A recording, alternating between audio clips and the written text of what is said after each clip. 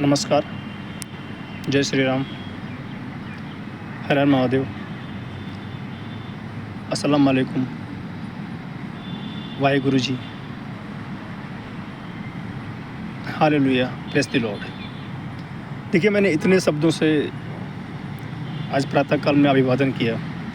हालाँकि ये हमारे भारतीय समुदायों में, सभी समाज में, सभी क्षेत्र में, सभी राज्य में, सभी अपने-अपने कुटुंब में यह चीज़ें कोई न कोई एक अभिवादन जो मैंने इतना कहा, इसमें से एक आप लोग अडॉप्ट करते हैं, बोलते रहते हैं, एक दूसरे को विश करने के लिए पुकारते रहते हैं ईश्वर का नाम से। तो सबसे बड़ी बात यह है कि मेरा आज का ये टॉपिक है और हमारा चैनल का भी यही नाम है, श्री भगवान म्यूजिक।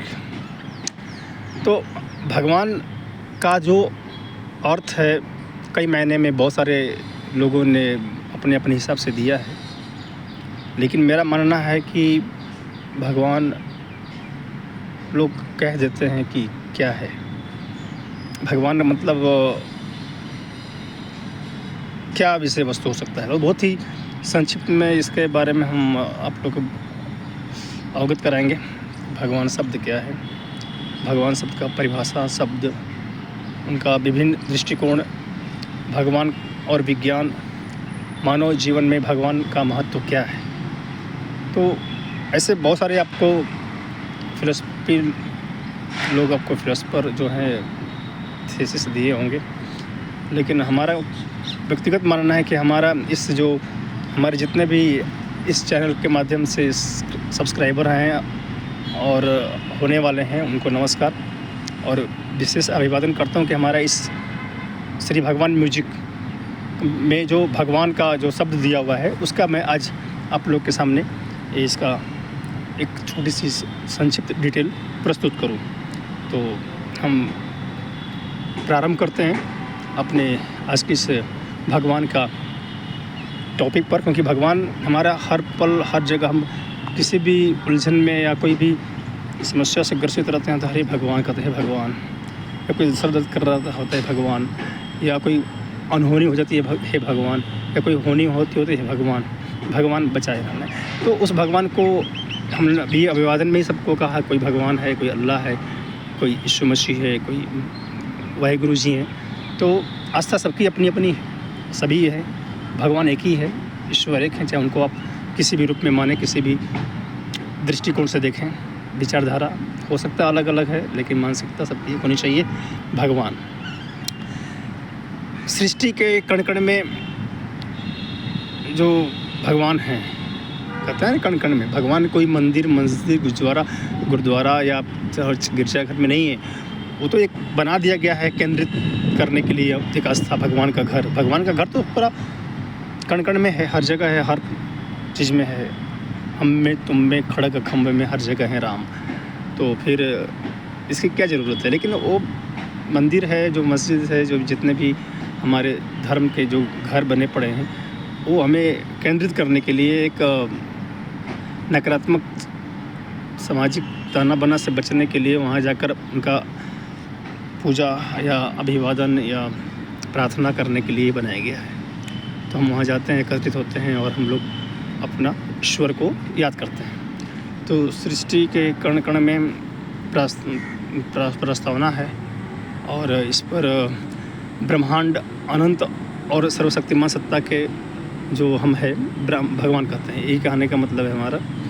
तो भगवान शब्द का केवल एक नाम नहीं, बल्कि एक परम ऊर्जा, एक अखंड विश्वास और एक ब्रह्मांड का मूल तत्व है, जो इस पूरे संसार को संचालित कर रहा है। काल से ही मानव जीवन का सबसे बड़ा खोज विषय ईश्वर ही आदि रहे हैं। जड़ विज्ञान कितनी भी प्रगति कर ले, लेकिन जब जब मानव बुद्धि अपनी खोज पर उतरती है, वहाँ से भगवान की सत्ता की अनुभूति होने लगती है। भगवान शब्द का वास्तविक अर्थ लोगों ने बहुत अपने अपने प्रकार से दिया है, लेकिन हमारा मानना है कि सनातन संस्कृति में भगवान शब्द सिर्फ एक संज्ञा नहीं है, बल्कि यह पंच तत्व प्रकृति, पंच तत्व मतलब प्रकृति, नेचर, का ही एक दिव्य संयोजन है। यदि हम इसके पासपोर्ट की हम व्याख्या करें या संधि विच्छेद करें तो एक गहन वैज्ञानिक और आध्यात्मिक अर्थ सामने आते हैं। तो हम इसका अर्थ निकालेंगे भ ग वा न। पहला है भ का क्या अर्थ है?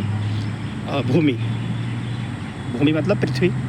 दूसरा है ग से होता है गगन, आकाश, आसमान, कुछ भी आप लोग कह सकते हैं इन भाषाओं का शब्दों के आधार पर। तीसरा आता है वा से वायु, जो हम देख नहीं पा रहे हैं लेकिन महसूस कर रहे हैं, उस वायु को सांस ले रहे हैं, उस वायु को समझ पा रहे हैं हम। उसके बाद आता है जी चौथे स्थान पे आ मतलब अग्नि का भी बहुत ही महत्वपूर्ण भूमिका है हम लोग के जीवन में। और पांचवा आता है जी नीर मतलब जल। इंग्लिश में तो वाटर भी कहते हैं, उर्दू में पानी बोलते हैं और हिंदी में जल बोलते हैं। तो इस सब आप लोग समझ सकते हैं ना। तो ये सब चीज़ों को मिलाकर संयोजन करके विच्छेद करके अगर हम एक शब्द बनाएं तो भगवान बनता है। और एक पुराने कवि जी कहे हैं, तुलसीदास जी ही महाराज का बाबा का कहना है कि क्षितिजल पावक गगन समीरा पंच तत्व रचित अधम शरीरा। तो इसमें भी ये भगवान का समावेश है, यानी जो इन 5 किरदारों को नियंत्रित करता है और रिलीज़ करता है वह पूरी सृष्टि है। और हमारा शरीर इसी तत्वों से बना हुआ है।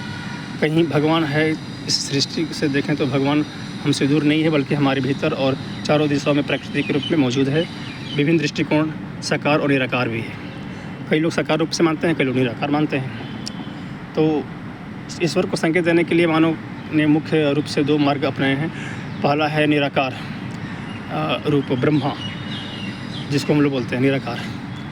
उपनिषदों और वेदांतों के अनुसार ईश्वर का कोई रूप, रंग, आकार या लिंग नहीं है। वह एक परम निजी ऊर्जा है जो सर्व सहयोग है। कबीर दास जी ने इस निराकार रूप को घट घट वासी भी कहा है। घट घट वासी, कैलाशवासी, काशी विश्वनाथ, जो भी आप समझ सकते हैं अपनी आस्था के अनुसार। और दूसरा है साकार रूप। साकार रूप मतलब सगुण। और पहला क्या बताया था? निर्गुण ब्रह्मा। तो दूसरा साकार रूप में सगुण आता है। आम भक्तों की सुविधा और प्रेम के लिए ईश्वर ने समय समय पर अवतार लिया। जब हम ईश्वर को राम, कृष्ण, शिव या दुर्गा के रूप में पूजते हैं तो उनका साकार रूप होता है। यह भक्त को ईश्वर से एक व्यक्तिगत या साम्यवादी संबंध जोड़ने में मदद करता है। आगे हम बढ़ेंगे जी भगवान के विवेचना पर। तो भगवान और विज्ञान की बात करें तो 2 सिद्धांत एक ही सत्य है। सिद्धांत प्रिंसिपल 2 हो सकता है, बस ट्रूथ जो है एक ही है, गॉड एंड साइंस। अक्सर यह बहस होती है कि भगवान का साक्षात क्या है। तो विज्ञान कॉस्मिक एनर्जी, ब्रह्मांडीय ऊर्जा, लॉ ऑफ थेम्स, आर्क्स या सिंगुलैरिटी कहा जाता है। उसी तरह हम अध्यात्म को भी भगवान कहते हैं। व्यवस्था और संतुलन है इसके अंदर। व्यवस्था और संतुलन की बात करें तो ब्रह्मांड के हर चीज़ का एक निश्चित नियम से बंधा हुआ है। पृथ्वी का, सूर्य का चक्कर, ऋतुओं का पुनर्जन्म और मानव शरीर की जटिल संरचना, ये सब आप नहीं कर सकते। इस पूरी व्यवस्था को स्थायी रूप से बनाए जाने वाला कोई नहीं है। परम बुद्धि, सर्वोच्च बुद्धिमत्ता तो है, वही तो ईश्वर है। और आगे जो ईश्वर की जो शक्ति है, विज्ञान आज प्लेसबो इफेक्ट और पॉज साइबेरियाई प्रिजन पर विश्वास करता है। जब हम भगवान पर भरोसा रखते हैं तो हमारे मस्तिष्क में सकारात्मक तरंगें उठती हैं, तो हमें मानसिक शांति और कठिन परिस्थितियों से लड़ने के लिए एक शक्ति मिलती है। एक नई पावर, एक न्यू एनर्जी का हमें आभास होता है। तो इस भगवान का परिकल्प जो सच्ची वस्तुएं हैं ये सत्य हैं। मानव जीवन में भगवान का महत्व आगे देखते हैं इनका क्या है। इस पॉइंट, इस बिंदु पर ध्यान दीजिएगा। भगवान की आवश्यकता केवल पूजा पाठ या कर्मकांड तक ही सीमित नहीं है, बल्कि मानव जीवन में सही दिशा देने में उसकी मुख्य भूमिका है।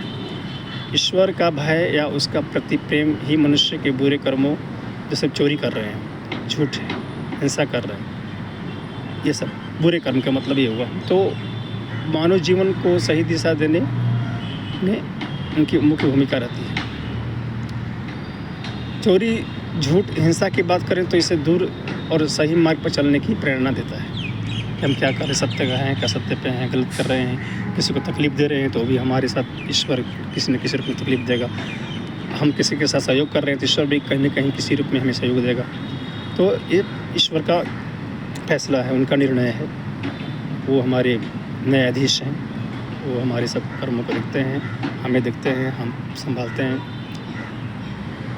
संकट में संबल, आगे पॉइंट है संकट में संबल कैसे हो। तो जब जीवन में चारों ओर अंधेरा छा जाता है, सभी के जीवन में आता है और सारे भिन्न भिन्न प्रकार के अंधकार हो जाते हैं, तब भगवान पर अटल विश्वास ही मानव अवसाद से घिरा होता है और जीवन की आशा देता है। जी, ये पॉइंट बहुत ही महत्वपूर्ण रहा और इस पॉइंट को हम और भी विवेचना करेंगे। तब तक हमने अपना ये दूसरी म्यूजिक भगवान म्यूजिक का नाम पर बनाया था। इसके लिए भी एक क्लियर करना चाहता, क्योंकि हमारे कई सब्सक्राइबर होते हैं कि श्री भगवान म्यूजिक का क्या मतलब टाइटल क्या है। तो सब कुछ हमारे जितने भी चैनल पर सब्सक्राइबर हैं, जितने मित्र हैं, जितने भी होने वाले हैं, उनको अभिवादन है, उनका सहयोग है कि हम आपको हर चीज़ से रूबरू कराते रहें। आगे जी है इस भगवान का जो अगला पॉइंट है व्यवहार का नाश। जब मनुष्य यह मान लेता है कि वह भी किसी सर्वोच्च शक्ति से ऊपर है तो उसके अंदर का व्यवहार समाप्त हो जाता है और संप्रदाय का जन्म लेता है।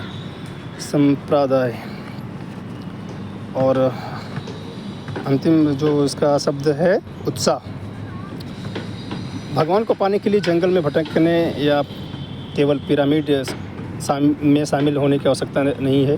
साहब ने बिल्कुल सही कहा है। साहब को बात करें तो कबीर दास कह लीजिए, कबीर साहब कह लीजिए, तो वो कह रहे हैं कि मुँह को ढूंढे रे बंदे मैं तो तेरे पास में। मुँह को कहाँ ढूंढो रे बंदे मैं तो तेरे पास में।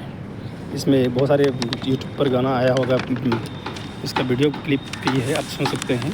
मुँह को कहाँ ढूंढो रे बंदे हम तो तेरे पास में। भगवान का सत्यवास हर जीव की प्रति दया, करुणा और प्रेम है। यदि हम किसी भी अलॉटमेंट को भोजनालय बना रहे हैं या किसी नेपोलियन की मदद कर रहे हैं या अपनी निष्ठा के विश्वसनीयता का पालन कर रहे हैं तो ईश्वर की सच्ची सेवा है। भगवान एक ऐसा द्वार है जो संपूर्ण मानवता को एक सूत्र में पिरोता है। जब तक संसार में प्रेम, सत्य और विश्वास जीवित है तब तक भगवान का अनुभव अमर है। और इसका जो प्रोनाउंसिएशन जिसने भी हमने किया ईश्वर के नाम पर, गॉड, अल्लाह, वाहिगुरु, जीसस क्राइस्ट, तो उसमें भी कई चीज़ें हैं, गहराइयाँ हैं, अलग अलग रास्ते से हैं, लेकिन हमारा एक ही है गॉड जिसको हम भगवान बोलते हैं। तो हमारा भगवान का आज संदीप विच्छेद कैसा रहा, आप लोग अपना प्यार दीजिएगा, कमेंट में बताइएगा ताकि इसको हम और भी रोचक बनाएं और आप लोग के सामने प्रस्तुत करते रहें। तब तक के लिए नमस्कार, जय श्री राम, हर हर महादेव।